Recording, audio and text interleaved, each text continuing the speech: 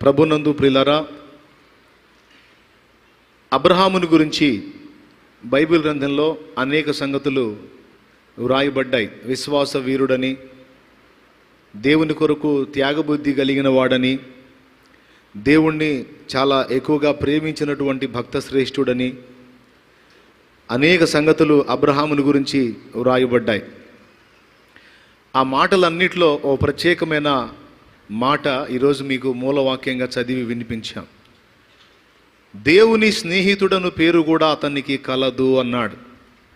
అబ్రహాము దేవుని నమ్మెను, అది అతనికి నీతిగా ఎంచబడెను, మరియు దేవునికి స్నేహితుడను పేరు కూడా అతనికి కలిగెను అనే మాట ఇప్పుడు మనం చదువుకున్నాం. అబ్రహాము ఎవరికి స్నేహితుడు అని చెప్పి రాయబడింది? దేవునికి స్నేహితుడు అని రాయబడింది. లోకంలో మనకు కూడా చాలా స్నేహాలు ఉంటాయి. ఎవరితో మనం ఎక్కువగా సహవాసం చేస్తామో వారితో మనకు స్నేహం ఏర్పడినట్లు. ఉదాహరణకి, లోకంలో మనం చదువుకుంటున్నప్పుడు మనకి ఎంతోమంది ఫ్రెండ్స్ ఉంటారు. స్కూల్లో జాయిన్ అయిన దగ్గర నుంచి తల్లిదండ్రులతో మనం గడిపే సమయం కంటే కూడా క్లాస్ రూములో మన తోటి పిల్లలతో లేకపోతే మన తోటి స్టూడెంట్స్తో మనం గడిపే సమయం ఎక్కువగా ఉంటుంది. తల్లిదండ్రులతో గడిపేది తక్కువ, పక్కన పిల్లలతో గడిపేది ఎక్కువ. చిన్నప్పుడు బడి ఉంటే బడికి పోతాం, బడి లేకపోతే ఫ్రెండ్స్తోనే పిల్లలతోనే ఆటలాడుతూ తిరుగుతాం. పెద్ద అయిన తర్వాత కాలేజీకి వెళ్ళినప్పుడు కూడా క్లాస్ రూమ్లో ఎక్కువ సమయం గడుపుతాం, కొన్ని గంటలు. అయిపోయిన తర్వాత కూడా మళ్ళీ బయటకు వచ్చి కూడా మళ్ళీ ఫ్రెండ్స్తో ఎక్కువ గడపడానికి ఇష్టపడతాం. లోకంలో మనం నమ్ముతున్నటువంటి ఈ స్నేహాలు నిజంగా చెప్పుకోదగ్గవేనా, హర్షించదగ్గవేనా అంటే 100 జతల స్నేహితులలో ఏ 10 మందో కొంచెం నమ్మకంగా కనపడతారు, కానీ దాదాపు 90 జతలు అంటే 90 జతల స్నేహితులు వాళ్ళ స్నేహాలు తేడాగానే ఉంటాయి. మనం న్యూస్లో చూస్తాం, చాలా నమ్మకంగా తీసుకెళ్ళి హత్యలు చేసిన స్నేహితులు లేకపోలేదు. కలిసి తాగుదాం దారా, పార్టీ చేసుకుందాం రారా అని చెప్పని తీసుకెళ్ళి తాగి వాడిని పొడిచి చంపినటువంటి విషయాలు ఎన్నో మనం విన్నాం. పొడిచి చంపటమో, లేకపోతే ఆ తాగిన సీసానే పగలగొట్టి పొడవటమో, రకరకాలుగా. స్నేహితులని నమ్మి వెళితే, తోటి సహవాసులని నమ్మి వెళితే ప్రాణాలే పోగొట్టుకున్న పరిస్థితి కొందరిదైతే. ఇద్దరం ఫ్రెండ్స్ కలిసి వ్యాపారం చేస్తున్నాం అని చెప్పని స్టార్టింగ్లో హడావుడిగా చెప్పుకొని నమ్మకమైన స్నేహితుడని నమ్మితే వాడు నన్ను నిలువునా ముంచాడు, ఏం స్నేహాలో ఏమో అని చెప్పని వ్యాపారంలో నష్టపోయి స్నేహితుల ద్వారా నయవంచనకు గురైన స్నేహితులు మరికొంతమంది. అవునా? స్నేహితుడు అని చెప్పని ఇంటికి రానిస్తే వాడు నా చెల్లినే ఆకర్షించాడు. ఈ రకంగా లోకంలో స్నేహం పేరుతో వంచనకు గురైనటువంటి వాళ్ళు ఎంతోమంది ఉన్నారు. స్నేహితుడు మంచోడు, నమ్మకస్తుడని నా రహస్యం వాడికి చెబితే వాడు ఊరు మొత్తానికి చెప్పాడు అని చెప్పని బాధపడేవాళ్ళు ఉన్నారు. స్నేహితుడని అప్పిస్తే మొత్తం ఎగ్గొట్టాడు. అదేంటంటే ఫ్రెండ్షిప్కి విలువ లేదా, మనం ఫ్రెండ్స్ కదరా, ఆ మాత్రం అర్థం చేసుకోలేవా అని రిటర్న్ క్లాస్ బీగుతున్నాడు వాడు నాకు. ఇక డబ్బులు వస్తాయన్న నమ్మకమే లేదు. అలాగని వాడు ఏమన్నా బాధల్లో ఉన్నాడు అంటే లేదు, వాడు అన్నీ కొనుక్కుంటున్నాడు, నాకు మాత్రం అన్యాయం చేశాడని చెప్పని బాధపడే ఫ్రెండ్స్ ఉన్నారు.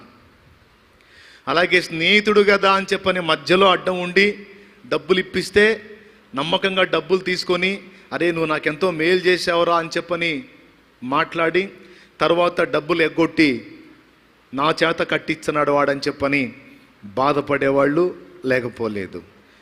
అవునా? స్నేహితురాలని చెప్పని ఎంతో ఆప్యాయంగా మా ఇంటికి ఆమె రానివ్వటం మొదలు పెడితే నా భర్తని ఆకర్షించి ఆమెతో సంబంధం ఏర్పరచుకుంది అని ఏడ్చే ఆడవాళ్ళు లేకపోలేదు. ఎంతమంది ఒప్పుకుంటారు ఇది వాస్తవమే అన్నాళ్ళు? అలాగని మరి స్నేహం లేకుండా ఉండగలమా? ఫ్రెండ్షిప్ చేయకుండా ఉండగలమా? ప్రతి మనిషికి హృదయంలో ఒక ఆశ ఏంటంటే నన్నుగా ప్రేమించేవాళ్ళు, అర్థం చేసుకునేవాళ్ళు, నా సాధక బాధల్లో పాలు పంపులు పొందేవాళ్ళు, అలాగే నేను మనసు విప్పి మాట్లాడుకోవటానికి అనువైన వ్యక్తులు. కొన్ని సంగతులు తల్లిదండ్రికి కూడా చెప్పుకోలేరు కొంతమంది, కానీ స్నేహితులుగా ఉన్నవారికి పూర్తిగా చెప్పేస్తారు. కొన్ని బలహీనతలు ఉంటాయి, అవి రహస్యంగా ఉంటాయి. బలహీనతలు పెద్దవాళ్ళు కూడా చెప్పుకోలేరు. అలాంటివి కూడా స్నేహితునికో స్నేహితురాలిగా చెప్తే వాళ్ళు ఏదన్నా పరిష్కారం చెప్తారేమో అని ఓపెన్ అవుతారు. ఇట్లాగా అందరూ కూడా సహవాసాన్నే ఇష్టపడతారు. కారణం, మనిషి సంఘజీవి, మనిషి ఒంటరిగా బ్రతకలేడు. కొంతమంది 100 ఏళ్ళు బతకాలని కోరుకుంటారు. ఎవరన్నా ఆశీర్వదించేటప్పుడు 70 ఏళ్లతో వర్ధిల్లు అని అంటే గతుక్కుమంటారు. ఇదేంట్రా 70 ఏళ్ళు అన్నాడు, 100 అనకుండా అని అనుకుంటారు. అవునా కదా? ఇక 1000 ఏళ్ళు వర్ధిల్లు అంటే ఇంకా సంబరపడతారు. అమ్మ బాబోయ్, ఏకంగా 1000 ఏళ్ళు బతకమని దీవించేశాడని. నేను ఒక మాట చెప్తాను, 70 ఏళ్ల ప్రాయము వచ్చేసరికి నిన్ను గుర్తించేవాళ్ళు, నిన్ను పలకరించేవాళ్ళు మొత్తం దాదాపు కొంచెం ముందు వెనక అందరూ జాతహే, అందరూ పోతారు.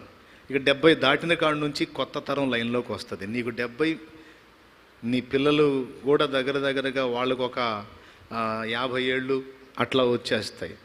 కాబట్టి ఇక ఆ పిల్లల తరం లైన్లోకి వస్తుంది.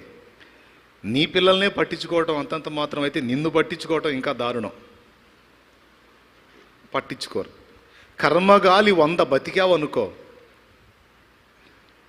కర్మగాలి 100 బతికావనుకో, ఇంకా అసలు పట్టించుకునే వాళ్ళు ఎవరు, పలకరించే వాళ్ళు ఎవరు?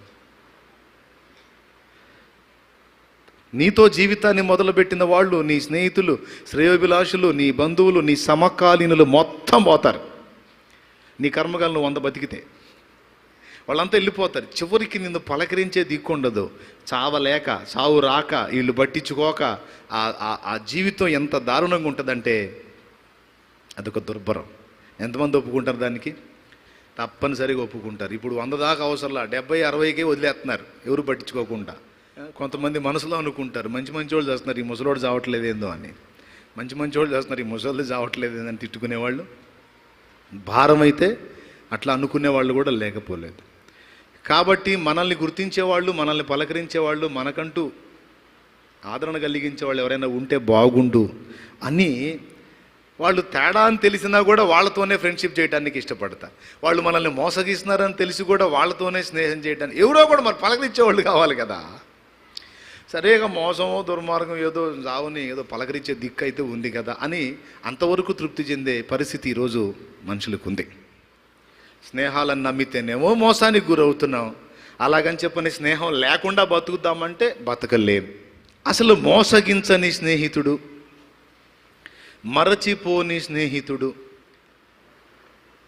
మన గురించే ఆలోచించేవాడు, అన్ని విషయాల్లో నమ్మకమైన వాడు, ఎప్పుడు మన గురించే తలపోసేవాడు, ఎప్పుడు మనల్ని ఆదరించేవాడు ఆయన మంచి స్నేహితుడు మనకి దొరకాలి అంటే ముందు మన దగ్గర ఆ కొలత లేదు. మన దగ్గరే అది లేనప్పుడు ఎదుటోడి దగ్గర మనం ఎలా ఆశిస్తామండి? ఎదుటోడి దగ్గర నుంచి ఒక కొలత ఆశించేటప్పుడు ఫస్ట్ మనం అలా ఉన్నామో లేదో ఖచ్చితంగా చూసుకోవాల్సిన అవసరం మన దగ్గర ఉంది. రైట్. ఇప్పుడు భక్తులంతా కూడా ఏం చేశారంటే ఇదే వెతికారు. మనుషులలో నేను అనుకున్న కొలతలతో మంచి స్నేహితుడు ఎవరైనా ఉన్నారా అని వెతికితే ఎవ్వరూ కనపడలేదు, కనబడరు కూడా. ఎందుకు శాలేమన్నా నువ్వు ఉన్నావుగా, నీతో ఫ్రెండ్షిప్ చేస్తే నువ్వు మంచి స్నేహితుడివేగా అంటే పొర్రపాటును కూడా అలా అనుకోవద్దు. అరే నేను నా గురించి ఆలోచించుకోవడానికే తీరిక లేదు, నీ గురించి ఆడ ఆలోచించేది నేను? అది అసంభవం. కానీ మనలో ఈ ఆకలి అయితే పోటల్లా. ఏ ఆకలి? ఈ స్నేహం కావాలి, మంచి స్నేహం కావాలి, మంచి స్నేహితుడు కావాలి అనే ఈ మంచి స్నేహితురాలు, ఆడవాళ్ళైతే మంచి స్నేహితురాలు కావాలి, పురుషులైతే మంచి స్నేహితుడు కావాలి అని చెప్పని ఈ ఆకలి ఉందే, ఇదైతే పోవటల్లా. అందరికీ ఇదే ఉంది. అంటే నిన్నుగా ప్రేమించే వ్యక్తులు కావాలి. అరే రే మన ఏడుపే కదా, ఆ లోకంలో అందరి ఏడుపు ఇదేనా? సినిమా వాళ్ళ ఏడుపు కూడా అదేనా? అదే సార్, అందరి ఏడుపు అదే. మరి అందరిలో ఆకలి అయితే ఉంది కానీ ఆ ఆకలి తీరే మార్గం దొరకట్లేదు. ఎట్లా అసలు ఇంతకీ ఈ ఆకలి మనకి ఎట్లా వచ్చింది అంటే నేను చెప్పనా, దేవుడే పెట్టాడు. ఈ ఆకలి అసలు ఈ లక్షణం, ఈ ఫీలింగ్స్, ఈ భావోద్రేకాలు ఎలా కలుగుతున్నాయి మనకంటే దేవుడే మనలో అవి ఉంచాడు. ఎందుకు ఉంచాడో తెలుసా? ఆ ఆకలి, ఆ తపన అనేది మనలో లేకపోతే అసలు ఏ స్నేహాన్ని మనం కోరుకోం. అయితే ఎందుకు పెట్టాడు ఈ ఉద్రేకాన్ని, ఈ భావోద్రేకాన్ని అంటే మనం ఆయనతో స్నేహం చేయాలని పెట్టాడు.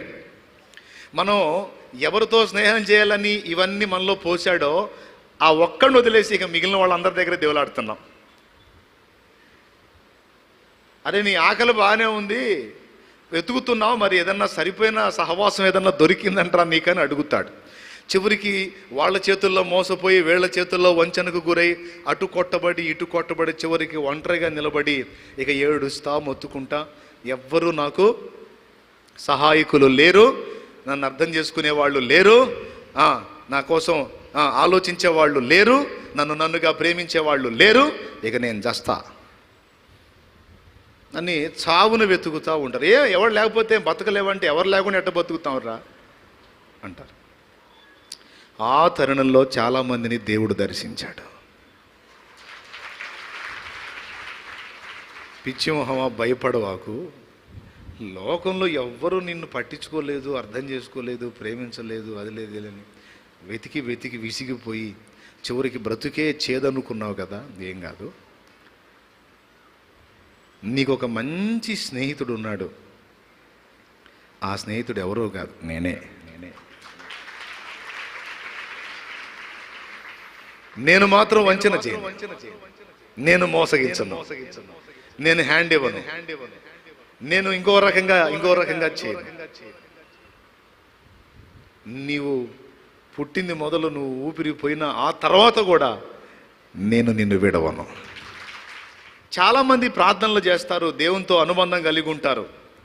వాళ్ళ ప్రార్థనలు లేక దేవునితో వాళ్ళ అనుబంధాలు ఎలా ఉంటాయి అంటే, మొట్టమొదటిది కొంతమంది పెట్టుబడి అనుబంధం కలిగిన వాళ్ళు ఉంటారు అన్నాడు. పెట్టుబడిదారులు దేవునితో సాంగత్యం చేసేటప్పుడు, దేవుని దగ్గర ప్రార్థన చేసేటప్పుడు, దేవుణ్ణి అడిగేటప్పుడు కొంతమంది ఫస్ట్ రకం పెట్టుబడిదారులు. వీళ్ళు దేవుని దగ్గరకు వస్తారు, మోకాళ్ళ మీదకి వస్తారు, ప్రార్థన చేస్తారు. ఏమనో తెలుసా, దేవా నాకు కొన్ని అవసరతలు ఉన్నాయి, కొన్ని వచ్చేవి ఉన్నాయి, నువ్వు కానీ దయచేసి సహాయం చేయగలిగితే ఆ వచ్చే దానిలో నీకు కూడా కొంత భాగాన్ని ఇస్తా. ఒక ప్లాట్ అమ్మాలనుకుంటున్నాం దేవా, దయచేసి కనికరించు ప్రభువా అని కాసేపు ఏడిచి మొత్తుకొని ఆ ప్లాట్ కానీ నీ కృపతో నువ్వు కానీ దాన్ని నేను అనుకున్న రేటుకి అమ్మే పని అయితే ప్రభువా నీకు నేను ఇంత ఇస్తా. అలాగే ఈ జాబ్ వచ్చే ఛాన్స్ ఉంది ప్రభువా, ఇది కానీ నాకు వచ్చే పని అయితే నీ చిత్తమై ప్రభువా నీకు స్తోత్రం, హల్లెలూయా. ఇక నాకు ఉద్యోగం వచ్చిందంటే ఇక నెల నెల దశం భాగం ఖచ్చితంగా నీకే, పో పండుగ చేసుకో. ఏంటివి? పెట్టుబడులు. దేవుని దగ్గరకు వచ్చి ఈ పెట్టుబడులు పెడతా ఉంటారు కొంతమంది. మరి ఏదన్నా చూసుకో, మరి నీకు అవకాశం ఇస్తున్నాను నేను, మరి నువ్వేమన్నా నాకు లైన్ చేయగలిగితే నీకు నేను ఇంత అని చెప్పని కమిషన్స్ అన్నమాట. ఇదొక టైపు బంధం. కొంతమంది మైండ్ అలా ఉంటుంది దేవుని దగ్గరికి వచ్చినప్పుడు. సరే వదిలేద్దాం. ఇక రెండో రకం కొంతమంది మైండ్ ఎలా ఉంటుందంటే కంప్లైంట్లు అన్నమాట. విజ్ఞాపనలో అందులో కంప్లైంట్లు. వీళ్ళ పని ఏంటంటే వచ్చి మోకాళ్ళుని వీళ్ళు కూడా హల్లెలూయా స్తోత్రం అని చెప్పని ప్రార్థన మొదలు పెడతారు. మొదలుపెట్టిన తర్వాత వీళ్ళ దగ్గర ఎక్కువగా ఉండేది ఏంటంటే విజ్ఞాపనల్లో విమర్శలు ఉంటాయి. ప్రభువా నన్ను ఇంత నిందించారు ప్రభువా, ఇంత దారుణంగా మాట్లాడారు ప్రభువా, నేనేం చేశాను ప్రభువా, అక్కడ పోతే అక్కడ అలా అన్నారు, ఇక్కడ పోతే ఇక్కడ ఎలా అన్నారు, నన్ను అందరూ ఒంటరిని చేశారు ప్రభువా అని చెప్పని ఇక వాళ్ళు తేడా వీళ్ళు తేడా అని చెప్పకనే కంప్లైంట్లు నోటీసులు పంపిస్తూ ఉంటారు దేవుడికి. ఇదొక టైపు బంధం అన్నమాట దేవునితో. వీళ్ళు కూడా ప్రార్థనలో మోకాళ్ళలోని మొరపెడుతుంటారు. ఎదుటి వాళ్ళ మీద కంప్లైంట్లన్నా పంపిస్తుంటారు, లేదా దేవుడి మీదన్నా కంప్లైంట్లు రాస్తుంటారు. మరచిపోయావా, ఎందుకు ఇలా చేశావు, అది ఇదని చెప్పని. ఇది విజ్ఞాపన పేరుతో కంప్లైంట్లు అన్నమాట దేవుడికి. కొన్ని ఇందులోని రిక్వెస్ట్లు కూడా ఉంటాయి.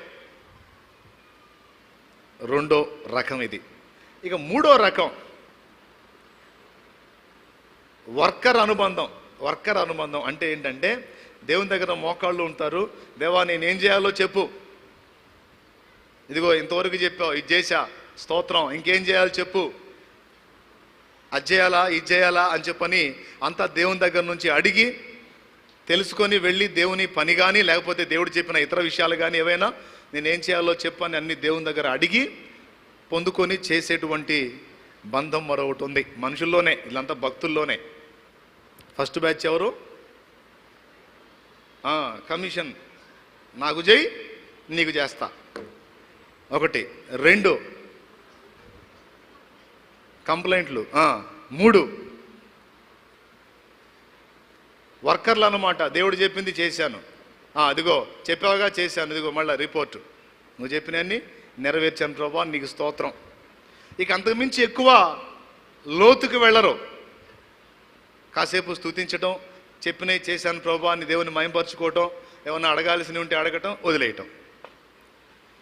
ఇవి మూడు రకాల అనుభవాలు. నాలుగో రకం ఉన్నారు, వీళ్ళు యంత్రాలు. యంత్రాలు అంటే తెలుసా మీకు? ప్లేయర్ సీడీ ఉంది, అదొక యంత్రం. ఈ సీడీలో ఒక పాటను రికార్డ్ చేసి పెడితే మనం ఎప్పుడు పెట్టినా అదే వస్తూ ఉంటుంది. ఇది నాలుగో టైప్ అనమాట, యంత్రాలు అన్నమాట.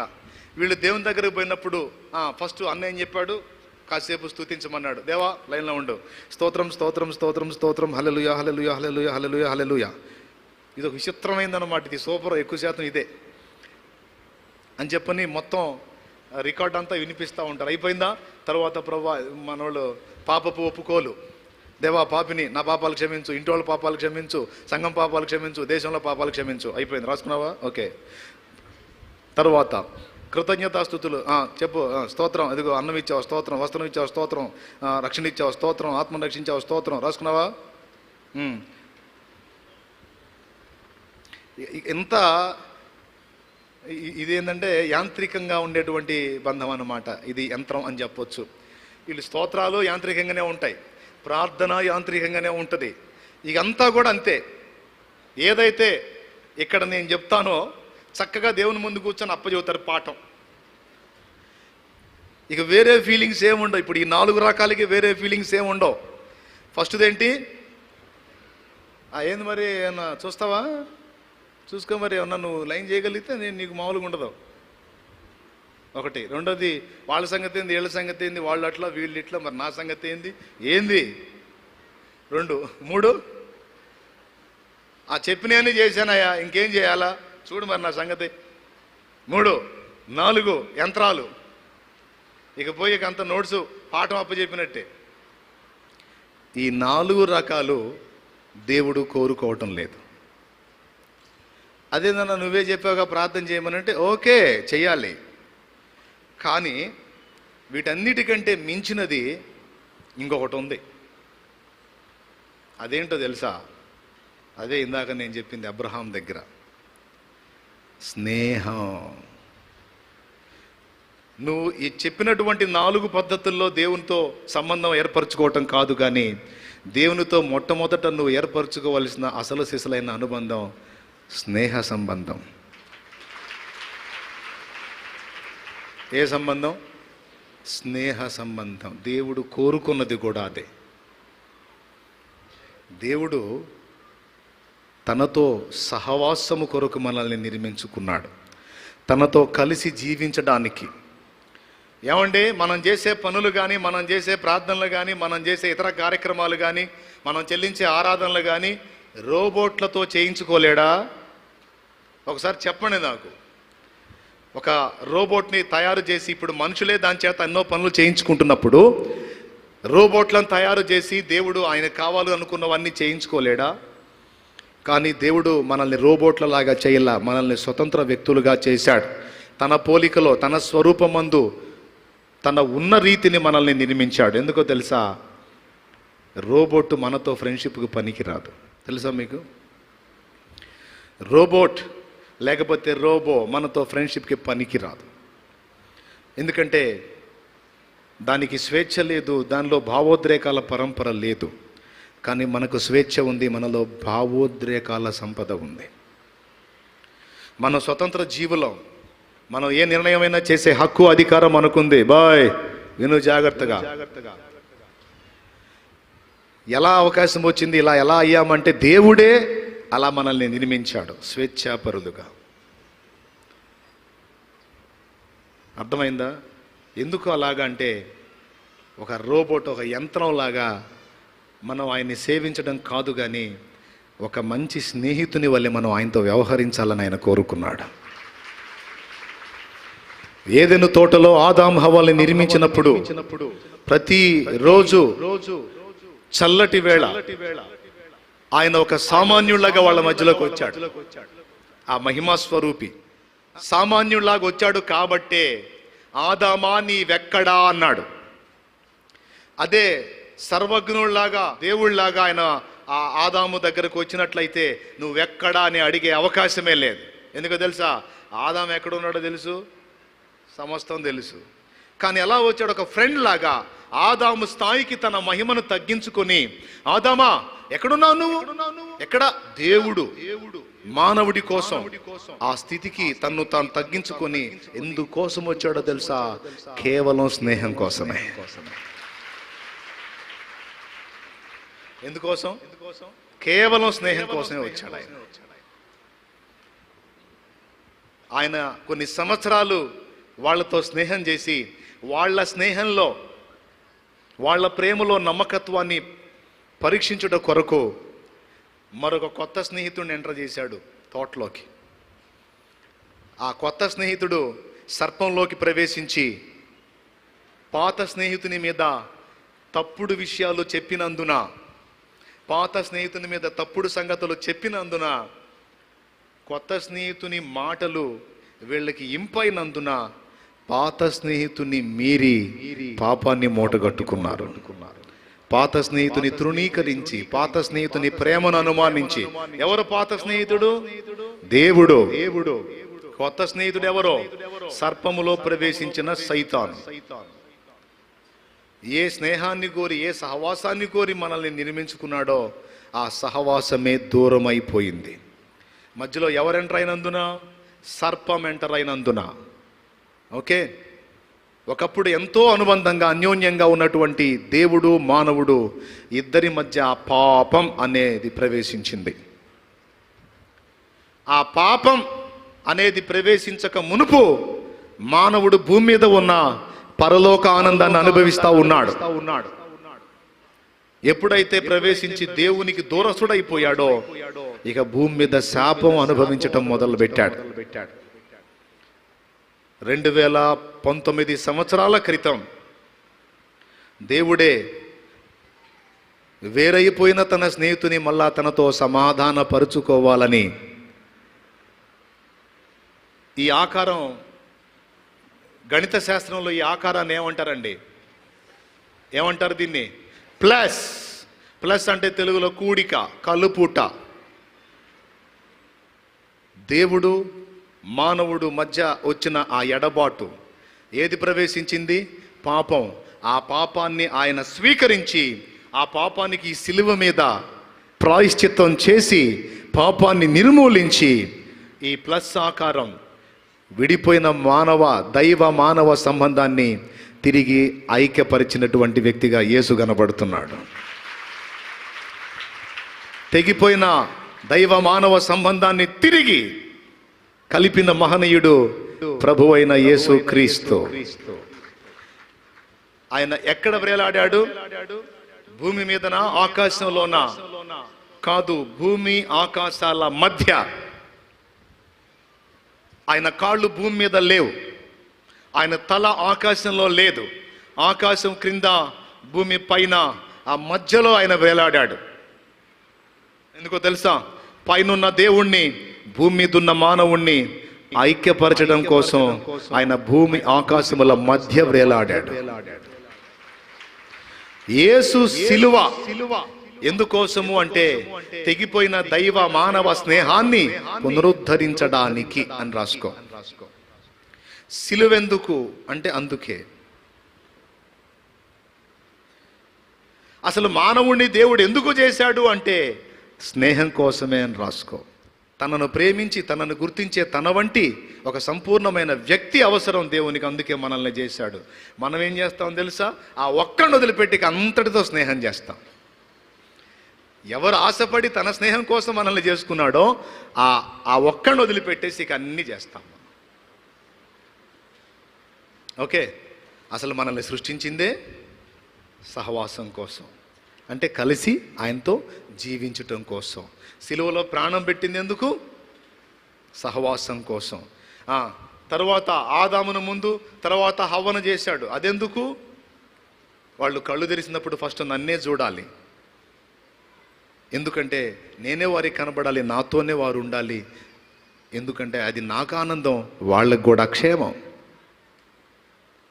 ఇవన్నీ ఆశలు మనసులో పెట్టుకొని దేవుడు మనల్ని అలా రూపుదిద్దితే మనం ఇలా తయారయ్యాం. ఓకే, సరే, అయిపోయింది. ఇప్పుడు ఏం ఆశిస్తున్నాడు దేవుడు టోటల్గా చెప్పండి. అబ్బా యంత్రాల్లాగా బతకమని చెబుతున్నాడా? మరి ఏం ఆశిస్తున్నాడు దేవుడు? ఒక యాంత్రిక ప్రేమనా, లేకపోతే ఒక పెట్టుబడి వ్యవహారాన్నా, లేకపోతే కంప్లైంట్లనా, లేకపోతే ఒక వర్కర్ లాగా, రోబోలాగా చెప్పింది చేసే పరికరాల్లాగనా? No no no no no no. దేవుడు స్నేహితులుగా మనం ఉండాలని కోరుకుంటున్నాడు. హనోకు దేవునితో ఫ్రెండ్షిప్ చేశాడు, నోవహు దేవునితో స్నేహం చేశాడు.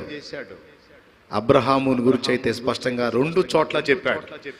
యెషయా గ్రంథము ఎంత బాగా, అసలు ఆ టైటిల్ కంటే గొప్ప టైటిల్ లేదనిపిస్తుంది నాకు. యెషయా గ్రంథం 41వ అధ్యాయం 8వ వచనం మీరు కానీ చూడగలిగితే అందులో ఎలాగుంది చూడండి. నా సేవకుడైన ఇశ్రాయేలు నేను ఏర్పరచుకొనిన యాకోబు నా స్నేహితుడైన అబ్రహాము సంతానమా. అద్దుగద్దుగద్దుగు, నా స్నేహితుడైన అబ్రహాము సంతానమా. బాబా ఎంత ఆకర్షించాడు దేవుణ్ణి. దేవుడు ఏది అనుకున్నాడో అది అబ్రహాం దగ్గర దొరికింది. అబ్రహాం ఎప్పుడు కూడా ఒక యంత్రంలాగా దేవునితో వ్యవహరించలేదు. అబ్రహాము లైఫ్ని మీరు కానీ పరిశీలిస్తే ఎక్కడ కూడా అబ్రహాము ఒక యంత్రములాగా దేవునితో వ్యవహరించినట్టు మనకి కనబడదు. మరి ఎలా కనపడిద్ది అంటే ఓ మంచి స్నేహితుడిలాగా అబ్రహాము దేవునితో వ్యవహరించినట్టు మనకి ఇట్టే అర్థమవుతుంది. ఇప్పుడు మనం దేవునికి ఇందాక చెప్పినట్టు యంత్రాల్లాగా వ్యవహారం చేద్దామా, లేకపోతే స్నేహితులం అవుదామా? అసలు దేవుడు ఏం కోరుతున్నాడు? పెద్దగా చెప్పండి. రైట్, మనం దేవునికి స్నేహితులంగా వ్యవహరిస్తే మనకు అనుకూరేటువంటి ప్రయోజనాలు ఏంటి చూద్దాం. మొట్టమొదటిది, దేవునికి మనం స్నేహితులమైతే, ఆయన మనకు స్నేహితుడైతే ఆయనకి మనకు మధ్య చనువు ఏర్పడిద్ది. ఏం ఏర్పడిద్ది? చనువు ఏర్పడిద్ది. ఎంత చనువు అంటే చాలా ఫ్రీ వస్తుంది. ఇక భక్తి నీకు భారం అనిపించదు. భక్తి ఎప్పుడు భారం అయిద్దో తెలుసా? భక్తి యాంత్రికంగా మారినప్పుడు పెద్ద హింసలాగా ఉంటుంది. భక్తి అనేది ఇష్టంతో జరిగినప్పుడు అది ఎంతో అద్భుతంగా, ఆహ్లాదంగా, ఆనందదాయకంగా, ఇంకంతకంటే మరొక ఆనందకరమైనది ఏది లేదు అన్నంతగా మారిపోయింది. ఎప్పుడు భక్తి యాంత్రికమైనప్పుడా, లేకపోతే భక్తి ఇష్టంతో జరిగినప్పుడా? రైట్. దేవుడు ఎప్పుడు కూడా యాంత్రికంగా చేసే భక్తిని ఇష్టపడడండి. ఇప్పుడు మిమ్మల్ని ఆరాధన చేయమని పైకి లేపి నిలబెడతాను. మనం ఏమైనా కానీ దేవుణ్ణి బలంగా ఆరాధించాలి అని చెప్పని అందరూ పైకి లేచి నిలబడండి అని చెప్పి లేపి నిలబెట్టాను. నేను ఒక అరగంట నిలబెట్టాను అనుకో, మీరంతా 5 నిమిషాలు నిలబడేదానికే కాళ్ళు లాగుతున్నాయని చెప్పని అటు ఇటు చూసి కూర్చునే రకాలు. అట్లేం కాదు, ఎవరో ఉంటే కొంతమంది ఉంటారు కానీ మేము నిలబడతాం గంట సేపు అయినా అంటే ఓకే గంట. నేను 3 గంటలు నిలబెడితే స్టార్టింగ్లో నిలబెట్టిన ఆ కాసేపు మాత్రం హల్లెలూయా స్తోత్రం ఆమేన్ అని చెప్పానంట. 5 నిమిషాల్లోనే ఆనందంగా ఆరాధిస్తారు. 10 నిమిషాలు అయింది, ఆరాధన కొనసాగుతూనే ఉంటుంది. ఈరోజు కొంచెం అన్న ఆత్మచేత నింపబడ్డట్టున్నాడు, స్పెషల్గా ఇంకొక 5 నిమిషాలు ఎక్కువ తిప్పలు పడ్డాడు, ఓకే కానీ స్తోత్రం అని ఆనందపడతారు. సరే అన్నం మంచిగా ఆరాధన చేస్తున్నాడుగా, మనం ఎందుకు మళ్ళీ ఈ అవకాశం పోకూడదు, ఆరాధిద్దాం అని ఆరాధిస్తారు. 10 నిమిషాలు దాటి 20 నిమిషాలు పోయిందనుకో, ఇక హల్లెలూయా స్తోత్రం, ఏంటి ప్రభు వీడికి ఏమైంది ఈరోజు, వీడు ఈరోజు 2 ఆశీర్వాదం 2 అభిషేకం కాదు ప్రభు, 2 తినొచ్చినట్టున్నాడు నాయన, మమ్మల్ని ఉపవాసాలతో సావగొడుతున్నాడు, వీడు మాత్రం 2 తినొచ్చి హల్లెలూయా అంటున్నాడు. మాకేమో ఇక్కడ కాళ్ళు లాగుతున్నాయి, కళ్ళు తిరుగుతున్నాయి. నేను చెప్పనా, అరగంట అయ్యేసరికి ఒక్కళ్ళు కూడా నిలబడి ఉండకూడదని నా నమ్మకం. ఇంకా చెప్పాలంటే అసలు పరిచారకులే పరిగెత్తుకుంటూ వస్తారు, మన తమ్ముళ్ళే వస్తారు, వచ్చి అన్నా ఏందన్నా, ఏం తమ్ముడు అన్నాను అనుకో, అరగంట అయిందన్న, తప్పు నాయన ఆరాధించండి, మా కాళ్ళు కూడా పనిచేయట్లేదు. అవునా కాదా? అయినా సరే ఆరాధించాల్సిందే అంటే ఏమన్నా మీకు హ్యాపీ ఉంటుందా? నెత్తి కొట్టుకొని కర్మగాలి కొత్త వాళ్ళు ఎవరైనా వచ్చారనుకో, మీరు వాళ్ళని తెచ్చారనుకో, వాళ్ళు ఉండరు. రే ఈడెవడో పిచ్చోళ్ళలాగా ఈడి దగ్గర తెచ్చావేందిరా నన్ను, ఆ పిచ్చోడితో నువ్వే తిప్పలు పడు, నేను వెళ్ళిపోతున్నా అని వాడి జంపు. అంటే నువ్వు ఏది చేసినా నిండు మనసుతో హృదయపూర్వకంగా సంతృప్తికరంగా ఆయన్ని సేవించాలనే దేవుడు కోరుకుంటున్నాడు. బలవంతము చేత దేనిని దేవుడు ఆశించడు. బాగా వినాలి. ఇప్పుడు దేవునితో మనకి స్నేహ సంబంధం ఏర్పడినప్పుడు, ఆయనతో మనం ఫ్రెండ్షిప్ని ఏర్పరచుకున్నప్పుడు, దేవునితో సహవాసం చేయడానికి మనం ఇష్టపడినప్పుడు మనకి దేవునితో చనువు ఏర్పడుతుంది, స్వతంత్రం ఏర్పడుతుంది. ఇక ఆయనతో మన వ్యవహారం ఒక ఇబ్బందికరమైన పరిస్థితుల్లో ఉండదు. ఎట్లా చెప్తా, చనువు ఏర్పడుతుంది. ఇప్పుడు మీరు నా దగ్గరికి రావాలంటే కొంచెం భయపడతారు. ఏదైనా స్వతంత్రంగా నన్ను ఒక జోక్ చేయాలన్నా, నాతో ఫ్రీగా మాట్లాడాలన్నా, ఏదన్నా నన్ను అడగాలన్నా కొంచెం మీకు ఇబ్బంది. అదే నాకు మంచి ప్రాణ స్నేహితుడు ఎవడన్నా ఉన్నాడు అనుకో, మంచి ఫ్రెండు, నీలాగా వాడు భయపడతాడా? వాడు ఒకవేళ మారు మనసు లేనోడైతే నన్ను అరే అని కూడా పిలవచ్చు. మీరు ఇబ్బంది పడుతూ ఉంటారు. ఎవడు రైడు శాలేమన్న అరే అంటున్నాడు అంటే పక్కనోడు చెబుతాడు, ఆ చిన్ననాటి స్నేహితుడు అండి, ఎంత స్నేహితుడు అయితే మాత్రం అరే ఇందిరా సాగుని పట్టుకుని ఎవడు రైడు ఆఫ్ మైండ్ వాడు అనుకుంటూ ఉంటారు. అవునా కదా? నాకేం ఫీలింగ్ ఉండదు, ఎందుకంటే వాడు నేను వేల సార్లు అరే అనుకున్నాం. అవునా? ఒకవేళ నేను వాడిని అరే అనకుండా బాగున్నావా ఏం సంగతి అన్నాను అనుకో, ఇక వాడికి బ్రేకులు పడిపోతాయి. ఈడేంద్ర అయ్యా దగ్గరకు వచ్చాడు అరే పోయి. నా స్నేహితుల్లో కొంతమంది పక్కకెళ్ళి చెప్పిన మాట ఏంటో తెలుసా, వాడితో మాట్లాడాలంటే భయంగా ఉందిరా అన్నాను. ఎందుకంటే వాడేమో దేవుడు భక్తుడు అయ్యాడు, మనం పొరపాటున అరే అంటే వాడికే ఫీలింగ్ ఉండదు, పక్కనోడు ఎవడు తిట్టుకుంటాడనే భయంగా ఉందిరా. మనం కూడా వాడి దగ్గరికి వెళ్ళి అరే గిరే తురే అనకుండా మర్యాదగా మాట్లాడి అన్నీ ఆలోచించుకొని మాట్లాడాల్సి వస్తుంది అని ఇబ్బంది పడ్డవాళ్ళు కూడా ఉన్నారు. అంటే వాస్తవంగా పర్సనల్గా ఉంటే అరే ఒరే అనుకోవడానికి అవకాశం ఉంటుంది, చనువు ఉంటుంది. ఇక వాడు ఏమాత్రం అనుమానించడో, నా భుజం మీద చేయటానికి అనుమానించడో, నన్ను దగ్గరకు లాక్కోవడానికి అనుమానించడో, నాతో నా ప్రక్కలో చక్కలిగిలి పెట్టడానికి వాడు ఆలోచించడో. అవునా?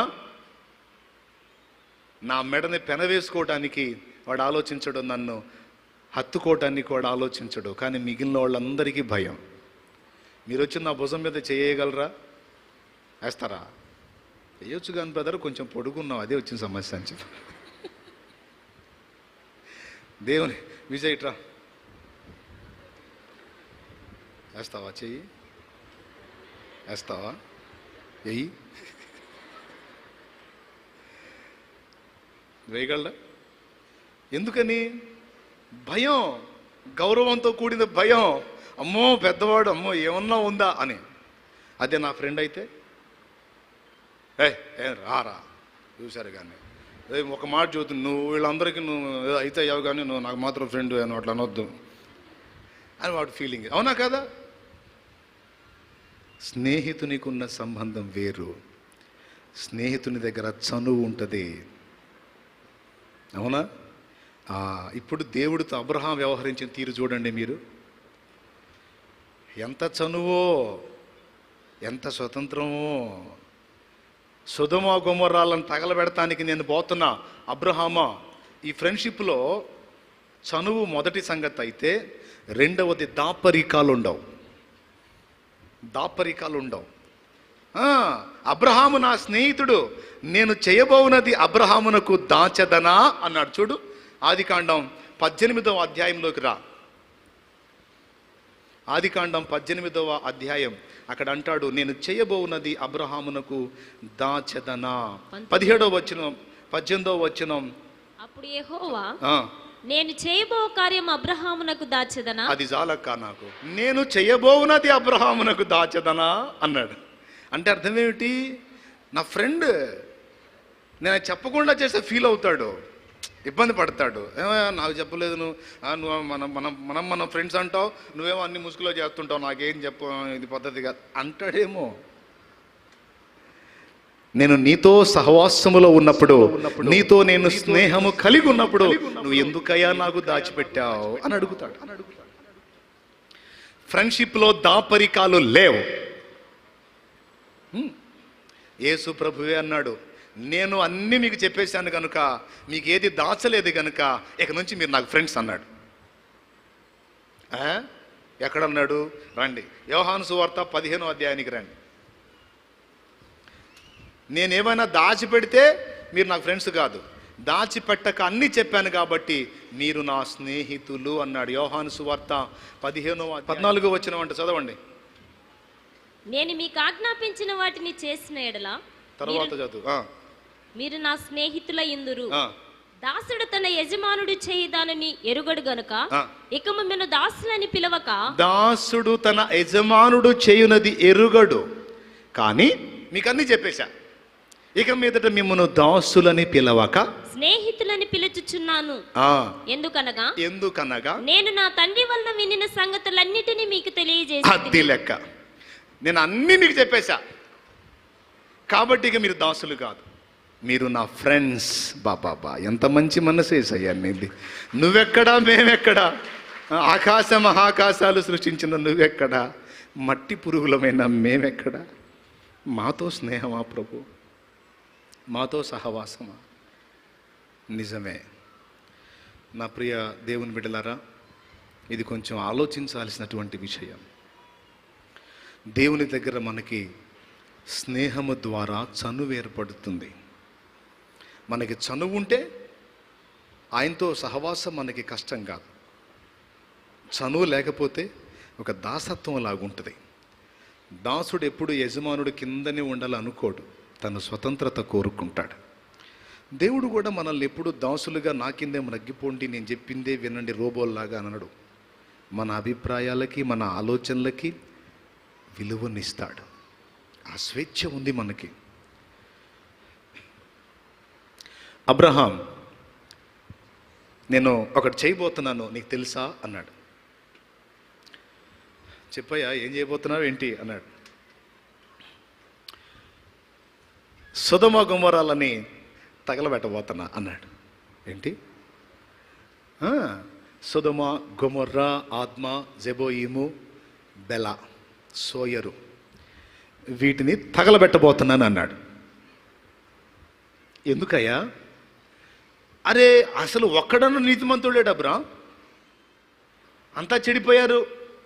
ఎంత విచ్చలవిడితనం అయిపోయిందంటే అసలు దాన్ని గూర్చిన మొర్ర గొప్పగా నా దగ్గరకు వస్తుంది, ఇక నేను నాశనం చేయాలి అన్నాడు.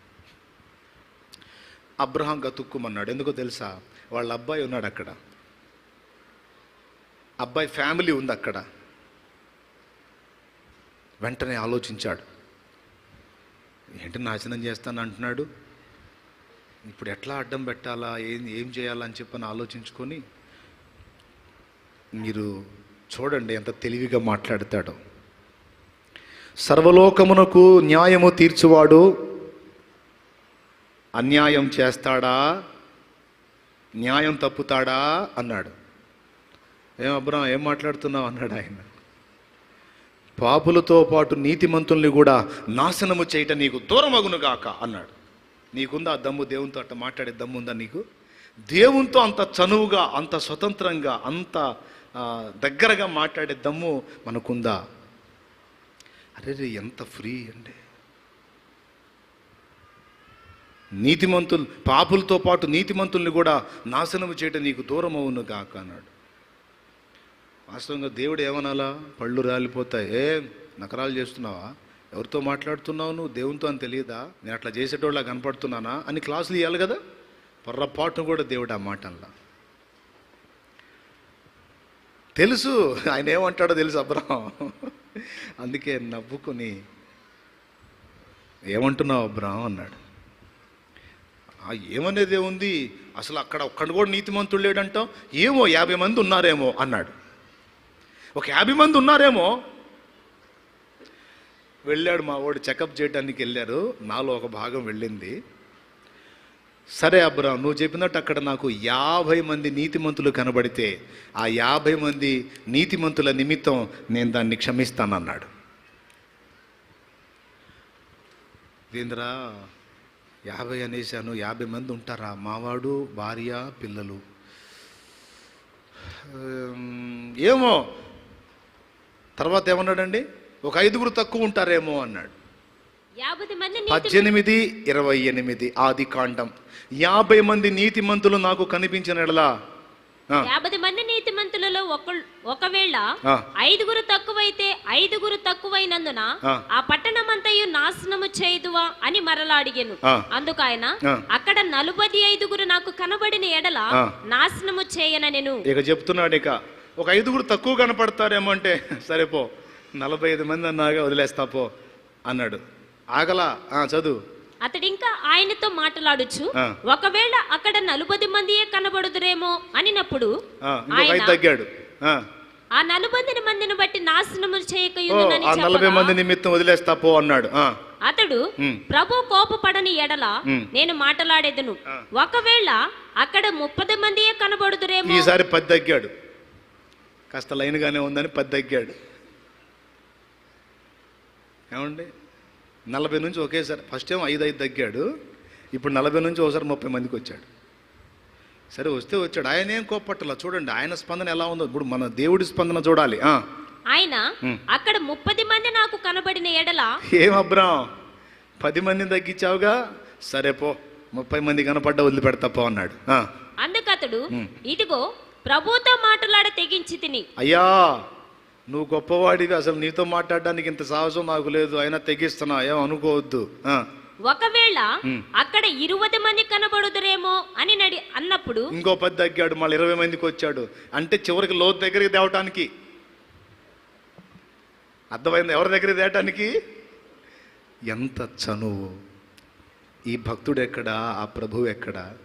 ఇతడు చెబితే ఆయన దిగొస్తున్నాడు. చూడండి, నేను చెప్పిందే శాసనం అనట్లా ఆ మహారాజు. అది ఆయన గొప్పతనం, అది ఆయన వ్యక్తిత్వ సౌందర్యం, అది నా యేసు ఔన్నత్యం. నా తండ్రి ఔన్నత్యం అది. ఆయన తగ్గించుకుంటాడు, ఎంతకైనా తగ్గించుకుంటాడు. ఎంత చనువో మనకు ఆయన దగ్గర, ఎంత స్వాతంత్ర్యం ఉందో ఆయన దగ్గర మనకి. చివరికి 10 మందికి వస్తాడు. చూడండి, చదువు. ఆయన 20 మందిని బట్టి నాశనము చేయకుందుననగా అతడు, ప్రభు కోపపడని ఎడల నేను ఇంకొక మారే మాట్లాడేదను. అయ్యా నువ్వేమనుకోపోతే, కోపపడపోతే ఇంకొకసారి అడుగుతాను. ఒకవేళ అక్కడ 10 మంది కనబడుదురేమో అనినప్పుడు ఆయన, ఆ 10 మందిని బట్టి నాశనము చేయక ఉందున నేను. అక్కడ అంటే అబ్రహాం ఫీలింగ్ ఏంటంటే, మా ఓడిపోయి ఇన్ని రోజులైంది కదా, మా ఓడి ఎఫెక్ట్ కనీసం 10 మంది మీద పడకుండా ఉంటుందంటావా? మా ఓడు ఒక 10 మందినైనా మంచిగా మార్చి ఉంటాడులే, వాళ్ళు చెడిపోయిన వాళ్ళైనా మావాడు మార్చుంటాళ్లే అనుకున్నాడు. మావాడి కుటుంబమే చెడిపోయిందని తెలియదు. మనోడు పోయి వాళ్ళని మార్చడం కాదు, మనోడి ఫ్యామిలీని వాళ్ళు మార్చారు. కొంతమంది ఏమి కాన్ఫిడెన్సో, బ్రదర్ నువ్వు వాళ్ళతో తిరుగుతున్నావు బ్రదర్, వాళ్ళ ఎఫెక్ట్ నీ మీద పడిద్దంటే ఎవరు నేనా? అసలు పొరపాటును కూడా బల్లేవాడివే. మనం ఏందంటే ఏంది అంతవరకే. అబ్బే అసలు మామూలుగానా, సమస్య లేదు, ఎంతవరకు ఉండాలో అంతవరకే అంటాడు స్టార్టింగ్ స్టేజ్లో. లేదు బ్రదరు నువ్వు ఎంత నిగ్రహం కలిగిన వాడు అయినా తాగుబోతులతో చతురు కాదు, వాళ్ళు ఎలాంటి వాడిని కూడా లైన్ చేస్తారు, నా మాట వద్దంటే ఎవరు భలేవాళ్ళలాగా ఉన్నాను, అసలు మనకు అసలు అది అసలు మాట్లాడే పని లేదంటాడు. అప్పటికే సగం లైన్ అయి ఉంటాడు, అప్పటికే కాటు పడిద్దాడి మీద. చివరికి చెడిపోయి కనబడతాడు. బ్రదర్ నేను ముందే చెప్పా వద్దు వద్దు అని చెప్పారంటే వెంటబడి పీడించారు బ్రదర్. నాకు కూడా తాగాలని లేదు బ్రదర్, బలవంతాన తాగించారు. నిజమేనా? అది నిజమేనా? బలవంతాన తాగిస్తాడు ఎవడన్నా? గొంతులో పోస్తాడు కానీ గుట్టకేపిస్తాడా? చెప్పండి. గొంతులో పోసినా మనం గుట్టకేస్తేనేగా లోపల పోయేది. ఒట్టిదే బలవంతం తాగిచ్చింది లేదు, ఏమి లేదు. బలవంతాన మనస్సాక్షిని దంపుకొని మనోడే తాగాడు. అందుకే దేవుని వాక్యం స్పష్టంగా చెబుతుంది, దుష్ట సాంగత్యము మంచి నడవడిని చెరుపును. కాబట్టి నీ స్నేహాలు ఎవరితో ఏర్పరచుకున్నావో జాగ్రత్త చేసుకో. సేవకులానే ఉంటారు కొంతమంది, లెగిస్తే phone phone phone phone phone, 10 మందిగా టీమ్గా కూర్చోవటం, 4-5 టీమ్గా కూర్చోవటం, ఆ ఫోన్ ఓపెన్ చేసుకోవటం, ఆ చెత్త చూసిందే చూసి ఆ ఫేస్బుక్ అని ఏంది, ఇప్పుడు ఏంది ఇంకోటి వచ్చింది, ఏంది టిక్ టాకా, ఇప్పుడు ఈ పిచ్చి ఎక్కువైంది. దానిలో వీడియో పెడదామని మన రైలు మీద నుంచి వేలాడబడ్డాడు ఒకడు, కొట్టింది స్తంభం, అంతే అయిపోయింది, పోస్ట్ మార్టం కూడా అయిపోయినట్టుంది. ఇట్లాంటివన్నీ చూసుకుంటా, అందులో వాడు ఏదన్నా హాస్యం చేస్తే నవ్వుకుంటా, లేకపోతే ఏదన్నా చూపిస్తే చూసుకుంటా. ఈరోజు కొంతమంది సేవకుల పరిస్థితి ఎక్కువగా ఈ పిచ్చి అయిపోయింది. సెల్ ఫోన్ వాడొద్దని నేను చెప్పట్లా, సెల్ ఫోన్ యూజ్ చేయి, ఎంతవరకు అంతవరకే నియంత్రణ ఉండాలి. కానీ దైవ సేవలోకి వచ్చి కూడా నలుగురుగా కూర్చున్నప్పుడు కాస్త ఆత్మ మంట కలిగిన వాడు పోయి ఆళ్ళలో కూర్చుంటే చిన్నగా వీడికి కూడా ఒక మొబైల్ వస్తుంది, స్మార్ట్ ఫోన్ వస్తుంది. ఇక ఒక 4-5 రోజులు స్నేహం చేస్తే చాలు, 6వ రోజు నుంచి వీడు కూడా కూర్చుంటాడు. వదిలేయ్, అలాంటి వ్యక్తుల సమూహంలో నువ్వు కూర్చుంటే నువ్వు చల్లారిపోతావు. నీలో కాస్తో కూస్తో రగిలిన ఆత్మీయ మంట నాశనమైంది. నువ్వు ఆత్మల్ని సంపాదించడం అనే భారమే నీలో చల్లారిపోయింది. వాళ్ళని ఆవరించినటువంటి ఆ చెత్తంతా నిన్ను పట్టుకుంటుంది. చివరికి నువ్వు కూడా వాళ్ళతో ఎండిపోయిన చెట్టులాగా మారిపోతావు. నిన్ను చూసి వాళ్ళు సిగ్గు తెచ్చుకొని వాళ్ళ బ్రతుకులు దిద్దుకొనున్నట్లుగా నీ జీవితాన్ని మార్చుకోవటం నేర్చుకోవాలి మనం. సేవకుడా, నువ్వు ఎవరి స్నేహంలో ఉన్నావో జాగ్రత్త. వాళ్ళు ఎండిపోయి ఉన్నారా, మండుతున్నారా? మంట కలిగిన భక్తుల మధ్యలో ఉంటే మండుతావు, ఎండిన చెట్ల దగ్గర ఉంటే ఎండిపోతావు. జాగ్రత్త పడు. స్నేహం అయితే అవసరం, కానీ ఎవరి సాంగత్యం చేస్తున్నావో జాగ్రత్త పడకపోతే దేవుని ప్రణాళిక నీ వల్ల నెరవేరదు. ఇది జాగ్రత్త పడాలని సేవకులు కూడా హెచ్చరికిస్తున్నా. లోతు కుటుంబము, లోతు మొత్తం వెళ్ళి ఆ సొదొమ గొమొర్రాలో వ్యక్తుల్ని కొంతమందినైనా మార్చుంటారులే అనుకున్నాడు అబ్రాం. వీళ్ళు మారవటం కాదు, లోతమ్మనే లోతు పిల్లల్ని వాళ్ళు లైన్ చేశారు. ఆ దరిద్రం అంతా వీళ్ళకెక్కింది, వీళ్ళ ప్రభావం వాళ్ళకెక్కలా. ఎందుకో తెలుసా? వాళ్ళు అందులో బాగా పండిపోయి ఉన్నారు. ఎందుకు ఈ మాటలు చెప్తున్నానంటే సహవాస విషయాల్లో జాగరూకులై ఉండాలన్న సంగతి గురించి. దేవునితో స్నేహం చేసిన అబ్రహాముకి ఎంత చనువు, ఎంత తేలిగ్గా, ఎంత స్వతంత్రంగా దేవునితో మాట్లాడగలిగాడు, ఎంత ఫ్రీగా ఉన్నాడో చూడండి. దేవుడు కూడా అదే కోరుకుంటున్నాడు. దేవుడు అనగానే నువ్వు భయపడి అదురుకొని వణుక్కొని చచ్చిపోయేటట్టు ఉండమని చెప్పట్లా ఆయన. మా నాయన దగ్గర నాకు ఎంత స్వతంత్రం ఉందో దేవుని దగ్గర కూడా నేను అంతే స్వతంత్రంగా ఉండాలని దేవుడు కోరుకుంటున్నాడు. అరే మీ నాయన దగ్గర నువ్వేం బిగుసుకుపోవు కదరా, ఫ్రీగానే ఉంటావు కదరా, స్వతంత్రంగా అన్నీ మాట్లాడతావు కదరా, అట్లనే మాట్లాడబెట్టా నాతోనే అంటాడు. సహవాసం ఈ విధానంలో మనం దేవునితో సాంగత్యం చేయటం నేర్చుకుంటే మనం ఆయన్ని వదిలి అసలు ఉండలేం. అర్థమైందా? ఆ విధంగా దేవునితో స్నేహం ఏర్పరచుకుంటేనే 40 రోజులు మోషే గడపగలిగింది దేవుడితో. అచ్చంగా మోకాళ్ళని ప్రార్థనే చేస్తూ ఉంటే 40 రోజులకి పాప ఇక మోషేని పడేసి కాళ్ళు లాగి చేతులు లాగి, అవునా? అసలు వస్తాయా 40 రోజులు అలానే ఉంటే? మాట్లాడుతూ ఉన్నాడు, అక్కడ ఆయనతో కూర్చున్నాడు. ఇక ఆయనతో మాట్లాడటం మొదలుపెట్టాడు ప్రశాంతంగా. యేసయ్య చేసింది కూడా అంతే. సాయంత్రం అయ్యేసరికి ఒలీవల కొండకు వెళ్ళి కూర్చుంటాడు. కూర్చొని మాట్లాడుతూ ఉంటాడు తండ్రితో. తండ్రి అని మాట్లాడండి దేవునితో ప్రశాంతంగా. కొంచెం ఏకాంతం దొరికినా వెళ్ళిపోండి ఆయనతో, ఆయన దగ్గరికి వెళ్ళిపోండి. ఆంగనే మోకాళ్ళు వేసి కళ్ళు మూసేయి అనే పరిస్థితి కాదు. నిలబడి కళ్ళు తెరిచైనా సరే దేవునితో మాట్లాడు నువ్వు. అది కూడా యేసయ్య చూపిన మాదిరే. ఆయన కనులెత్తి తండ్రికి కృతజ్ఞతలు చెప్పి లాజరు బయటికి రమ్మంటే లాజరు వచ్చాడని ఉంది. కళ్ళు మూసన్నాడా, కళ్ళు తెరచన్నాడా? ఆకాశం వైపు కనులెత్తి దేవునికి స్తోత్రం కలుగును గాక. హల్లెలూయా. అవునా? ఆయన కనులెత్తి పిలిచిందని, కళ్ళు మూసి పిలిచిందని లేదు, నిలిచి అన్నాడు, నిలబడి. కాబట్టి యాంత్రికంగా చేయకండి, దేవునితో స్నేహం నేర్చుకోండి, సహవాసం నేర్చుకోండి, దేవునితో ఫ్రెండ్షిప్ ఏర్పరచుకోండి. దానివల్ల ఏమేమి జరుగుతాయంటే, నెంబర్ 1, ఆయనతో చనువు ఏర్పడుతుంది, స్వతంత్రం. ఇక మనకి అది బానిసలాగా ఉండదు, ఇక ఏదో అప్పచెప్పి వెళ్ళిపోవాలి పరిగెత్తుదామన్న ఫీలింగ్ ఉండదు. ఆయన సహవాసంలో నుంచి ఎవరన్నా పిలిస్తే మహా చిరాగ్గా ఉంటుంది. ఆయన దగ్గర నుంచి ఎవరైనా పిలిస్తే వాళ్ళ తన్నాలనిపించింది. ఇక అంత ఇంట్రెస్ట్ వచ్చేస్తుంది దేవునితో గడపటం నేర్చుకుంటే. చూడండి, అట్లా సాధన చేసి చూడండి ఎట్లా ఉంటుందో. అసలు ఆ మజానే వేరు. ఇక ఎట్లా ఉంటుందంటే ఇంక నీకు ఎవరు పట్టరు. కొంచెం ఖాళీ దొరికినా సరే వెళ్ళిపోదాం, ఆయన దగ్గర కూర్చుందాం అనిపిస్తుంది. అంత నింపుదల. నిజంగా నాకున్న అలవాటు అదే. కొంచెం అవకాశం దొరికినా ఇంకే ప్రజలే ప్రశాంతంగా ఉందంటే పోయి ప్రశాంతంగా ఆయనతో కూర్చుంటా. అలాగని అచ్చంగా ఆయన దగ్గర కూర్చొని సేవ మానేను.